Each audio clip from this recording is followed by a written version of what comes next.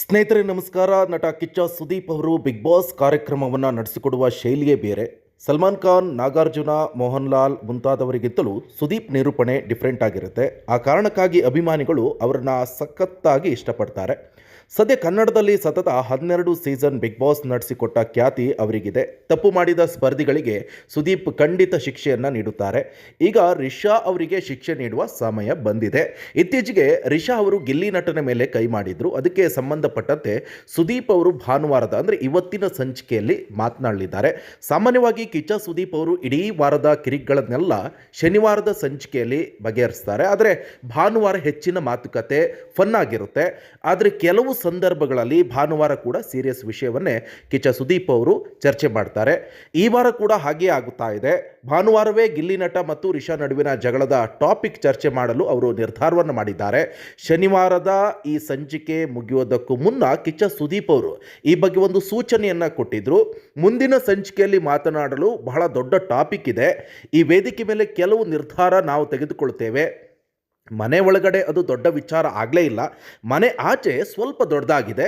ಇಂದು ಹೋಗೋದಕ್ಕಿಂತ ಮುಂಚೆ ನಿಮಗೆ ನೆನಪಿಡುವಂತಹ ಒಂದು ವಿಡಿಯೋವನ್ನು ತೋರಿಸ್ತೀನಿ ಅಂತ ಹೇಳಿದರು. ಸುದೀಪ್ ಅವರು ಆ ದಿನದ ವಿಡಿಯೋ ಪ್ಲೇ ಕೂಡ ಮಾಡಿ ಹೋಗಿದ್ದಾರೆ. ಬಾತ್ರೂಮ್ ವಿಚಾರಕ್ಕೆ ಗಿಲ್ಲಿ ನಟ ಮತ್ತು ರಿಷಾ ನಡುವೆ ಜಗಳ ಆಗಿತ್ತು. ಜಗಳದ ಭರದಲ್ಲಿ ಗಿಲ್ಲಿ ಮೇಲೆ ರಿಷಾ ಕೈ ಮಾಡಿದರು. ಇದು ಬಿಗ್ ಬಾಸ್ ಆಟದ ಮೂಲ ನಿಯಮದ ಉಲ್ಲಂಘನೆ ಆಗಿದೆ. ಕೂಡಲೇ ರಿಷಾ ಅವರನ್ನು ಬಿಗ್ ಬಾಸ್ ಮನೆಯಿಂದ ಹೊರಹಾಕಬೇಕಾಗಿತ್ತು. ಆದರೆ ಆ ರೀತಿ ಮಾಡಿಲ್ಲ. ಭಾನುವಾರದ ಸಂಚಿಕೆಯಲ್ಲಿ ಸುದೀಪ್ ಅವರು ರಿಷಾಗೆ ಗೇಟ್ ಪಾಸ್ ನೀಡುವ ಸಾಧ್ಯತೆ ಕೂಡ ದಟ್ಟ ಆಗಿದೆ. ಖಡಕ್ ನಿರ್ಧಾರ ತೆಗೆದುಕೊಳ್ಳುವುದಕ್ಕೂ ಮುನ್ನ 24 ಗಂಟೆಗಳ ಮುನ್ನವೇ ಸುದೀಪ್ ಅವರು ವಿಡಿಯೋ ಪ್ಲೇ ಮಾಡಿ ಸೂಚನೆಯನ್ನು ಕೊಟ್ಟಿದ್ದಾರೆ. ಆದ್ದರಿಂದ ಭಾನುವಾರದ ಸಂಚಿಕೆ ಶುರು ಆಗೋ ತನಕ ರಿಷಾ ಅವರ ಎದೆಯಲ್ಲಿ ಢವಢವ ಮುಂದುವರಲಿದೆ. ಆ ಮೂಲಕ ಸುದೀಪ್ ಅವರು ತಮ್ಮದೇ ಸ್ಟೈಲ್ನಲ್ಲೇ ದೊಡ್ಡ ಶಿಕ್ಷೆಯನ್ನು ನೀಡಲಿದ್ದಾರೆ.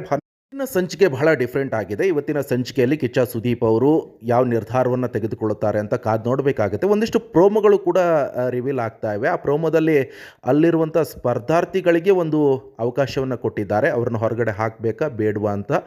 ಸೊ ನೋಡಬೇಕಾಗತ್ತೆ ಅವ್ರು ಯಾವ ರೀತಿಯಾದಂಥ ತೀರ್ಮಾನವನ್ನು ತೆಗೆದುಕೊಳ್ತಾರೆ ಅಂತ. ಆದರೂ ಒಂದು ಮಾತ್ರ ಸತ್ಯ, ಇದೇ ಥರ ಏನಾದರೂ ಒಂದು ಹುಡುಗಿ ಮೇಲೆ ಕೈ ಮಾಡಿದ್ದೇ ಹೋದಾದರೆ ಇಷ್ಟೊತ್ತಿಗೆ ಅಲ್ಲೋಲ ಕಲ್ಲೋಲವೇ ಆಗ್ತಾ ಇತ್ತು. ಜೊತೆಗೆ ಹೊರಗಡೆನೂ ಕೂಡ ಸಾಕಷ್ಟು ಪ್ರತಿಭಟನೆ ಕೂಡ ನಡೀತಾ ಇತ್ತು. ಇದಂತೂ ಸತ್ಯ. ಆದರೆ ಹುಡುಗನ ಮೇಲೆ ಕೈ ಮಾಡೋದಕ್ಕೆ ಯಾರೂ ಕೂಡ. ಓಕೆ ವೀಕ್ಷಕರೇ, ನಿಮ್ಮ ಅಭಿಪ್ರಾಯಗಳನ್ನು ಕಮೆಂಟ್ ಮೂಲಕ ತಿಳಿಸಿ. ಹಾಗೆ ಫೇಸ್ಬುಕ್ಕನ್ನು ಫಾಲೋ ಆಗಿ. ವಿಡಿಯೋ ಇಷ್ಟ ಆದರೆ ಕಮೆಂಟ್ ಮಾಡಿ, ಲೈಕ್ ಮಾಡಿ.